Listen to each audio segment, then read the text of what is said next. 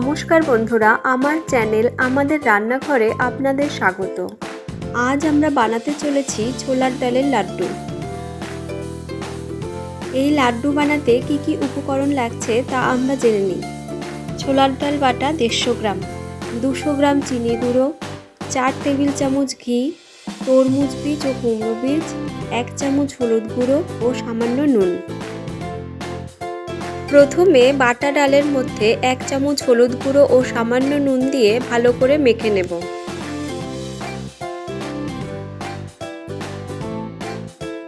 তারপর একটি প্যানে সাদা তেল ও 1 চামচ ঘি দিয়ে মাখা ডালটা বড়ার মতো ভেজে নেব।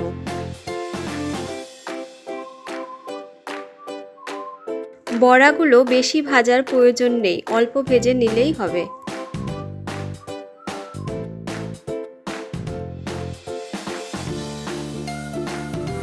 এবার ভাজা বড়াগুলোকে মিক্সিতে একবার চালিয়ে নেব, যাতে বড়াগুলো একটু দরদরা থাকে, বেশি মিহি না হয়ে যায়।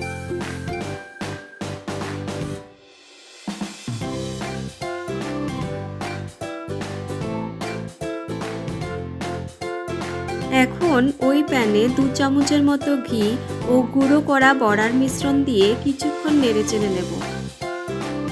কিছুক্ষণ নাড়ানো হলে অল্প অল্প করে চিনির গুঁড়ো দিয়ে মিশ্রণটি ভালো করে পাক দিয়ে নেব। যেহেতু প্রথমেই ডালটা ভাজা হয়ে গেছে, তাই বেশিক্ষণ পাক দেওয়ার প্রয়োজন নেই।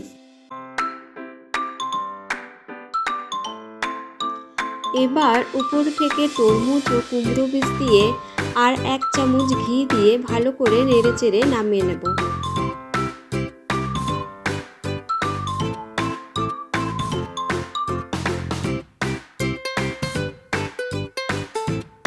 মিশ্রণটি ঠান্ডা হয়ে আসলে হাতে অল্প ঘি লাগিয়ে একে একে লাড্ডুর আকারে সবকটি গড়ে নেব।